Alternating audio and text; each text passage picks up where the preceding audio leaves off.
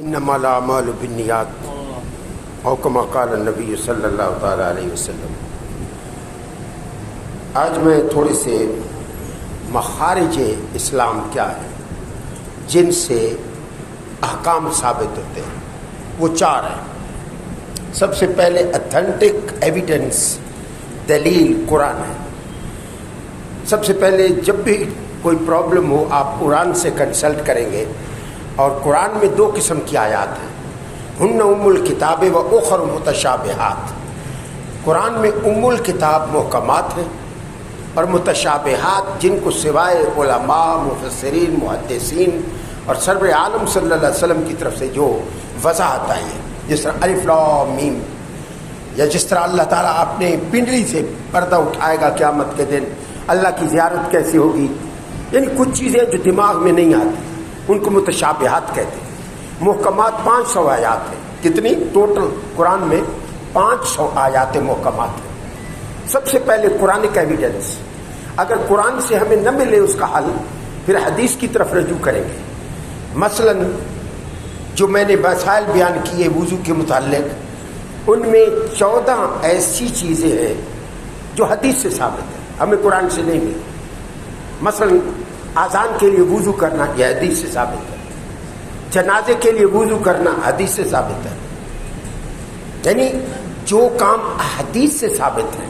عورت کا مینٹنس کے دوران یعنی پیریڈ کے دوران اس پر نماز کا معافی ہونا یہ حدیث سے ثابت ہے، یعنی کافی چیزیں احادیث سے ثابت ہیں، جبکہ ان میں قرآن میں اس کا ذکر نہیں ہے۔ اور پھر قرآن سے استنباط کے لیے پھر 4 طریقے ہیں، یعنی قرآن سے مسئلے کو حل کرنے کے لیے 4 طریقوں سے مسئلہ حل کیا جا سکتا ہے۔ پہلا ہے جو قرآن کے الفاظ سے ہمیں سمجھ آتی ہے، جس کو محکمات کہتے ہیں، لٹریری رول انگریزی میں بولتے ہیں، قرآن کے لفظوں سے ہمیں سمجھ آ جاتی ہے۔ ایک ہے دلالت النص، کہ قرآن ڈائریکٹ نہیں اشارہ کرتا ہے، دلال رہنمائی کرتا ہے، دلالت النص۔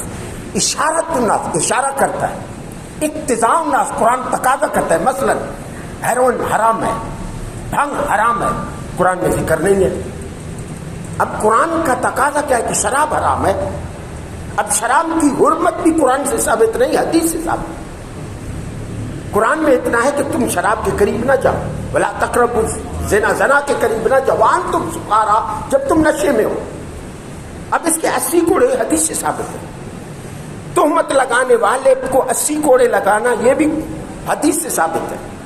جو بندہ کسی پہ بن دیکھے تہمت لگا دے، وہ یہ ہے کہ گلی کیوں آ رہے ہیں ایسی، تو کیوں جانے وہ کیری نظریے نہ لا رہے ہیں ایسی، بغیر سوچے سمجھے، بغیر کسی دلیل کے کسی آدمی کو لعنتی کہہ دینا از ناٹ الاؤڈ ان اسلام۔ اسلام میں یہ زبان درازی کی اجازت نہیں ہے، کسی کی عزت سے کھیلنے کی اجازت نہیں ہے، کسی کی سفید چادر پر تھوکنے کی اجازت نہیں ہے، کسی عزت دار کی پگڑی کو اچھیل کر زمین میں روندنے کا یہ اجازت نہیں ہے۔ میرے نبی کی سیرت کو دیکھیے یار، جب مکہ فتح ہوتا ہے، حضور سرور عالم کا ایٹیچیوڈ دیکھیے، ایز اے فاتحانہ ہی کنکرڈ مکہ۔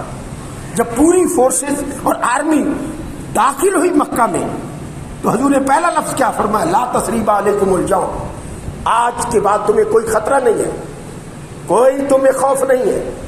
اور حضور نے 3 جگہ بتائی، فرمایا جو کعبے میں چلا جائے مامون ہے، امن میں آ گیا، اللہ کی حفظ و امان میں آ گیا۔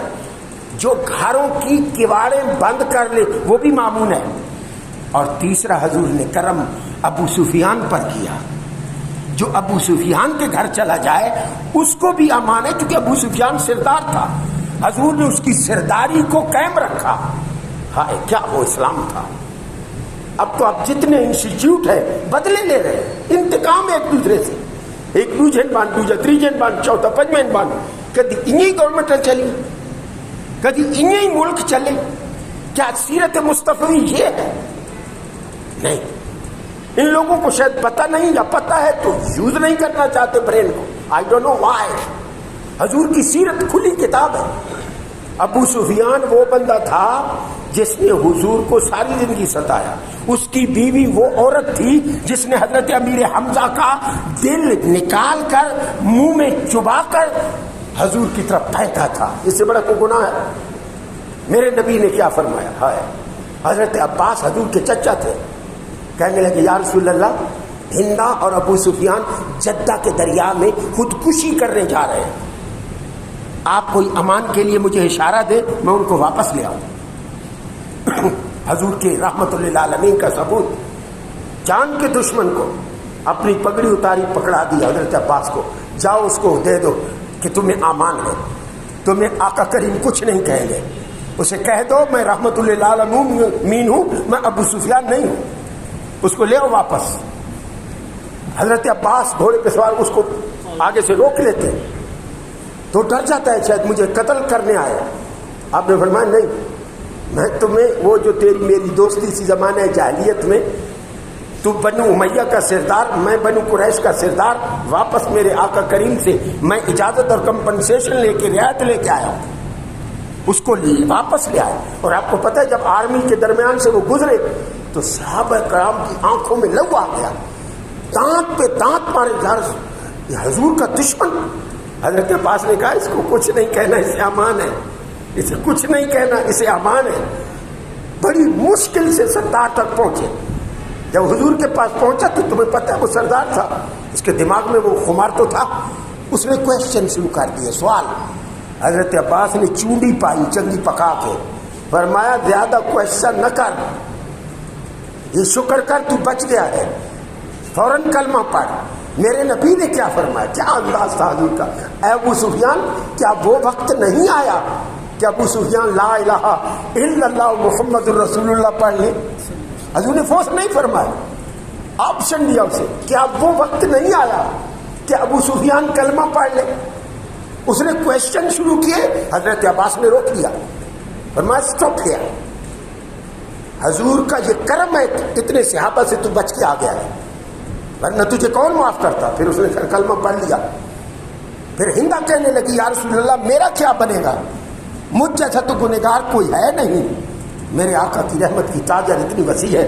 فرمایا ہندا تو بھی پڑھ لے کلمہ، تمہیں بھی معاف کر دیا۔ حالانکہ حضور کے دل میں چچے کا جو دکھ تھا وہ شاید تاریخ لکھنے پہ مجبور ہو گئی جتنا سرکار کو دکھ ہوا۔ حضرت امیر حمزہ کی شہادت کا آپ نے جنگ احد کے پاس آپ کا مزار دیکھا ہوگا، جو نجدیوں نے اس کے ساتھ حال کیا ہے، جو نجدیوں نے ان کے مزار کے ساتھ حال کیا ہے۔ میں نے ترکی میں دیکھا جس طرح وہ زندہ کی لوکافٹر ہم کرتے ہیں وہ اپنے مردوں کی لوکافٹر کرتے ہیں، ہر روز فاتحہ دیتے ہیں، گھر کے ساتھ اپنا قبرستان ہے۔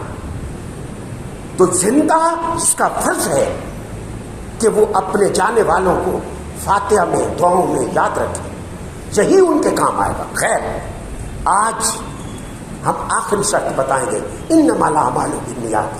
پہلی شرط طہارت، دوسری ستر عورت، تیسری وضو، چوتھی قبلہ روح ہونا، پانچویں وقت، اور چھٹی شرط ہے نیت، اور نیت پر ہی اعمال کا دار مدار ہے۔ انما الاعمال بالنیات، یہ حدیث لفظی ہے، یہ وہ حدیث ہے جو حضور سرور عالم سے لے کر اب تلک جن لفظوں میں حضور نے بیان فرمایا صلی اللہ علیہ وسلم، انہی لفظوں میں یہ حدیث ہم تک پہنچی۔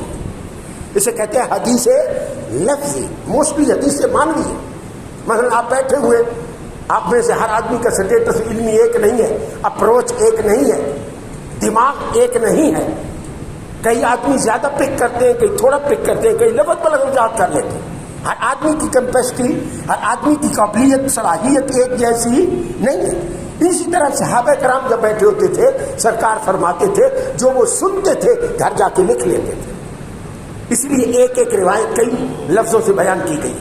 تو میں عرض کر رہا تھا، ذرا تھوڑا لمبا ہو گیا، I'm very sorry، ایک بات ایسی چھڑنے کے لیے۔ تو اعمال کا دار و مدار کیا ہے؟ نیتوں پر ہے۔ تو نیت یہ نماز سے باہر ہے، اگر نماز کے اندر ہوتی تو عربی میں ضروری ہوتی، لیکن نیت کسی زبان میں آپ کر لیں نیت ہو جائے گی، نیت کسی زبان میں آپ کریں ہو جائے گی، پنجابی میں کریں، انگلش میں کریں، اردو میں کریں، عربک میں کریں تو دی بیسٹ ہے۔ اگر آپ کو کوئی اور زبان نہیں آتی اپنی پنجابی میں نیت کرے، خاص نیت کرتا ہے نماز یہ پنجابی، یہ شرط ہے نماز کی. اب امام شافی کہتے ہیں دل میں نیت کر لینا ہی کافی ہے، لیکن احناف کہتے ہیں نہیں، اللہ نے آپ کو اگر زبان دی ہے تو زبان کے ساتھ نیت کرنا یہ شرط ہے.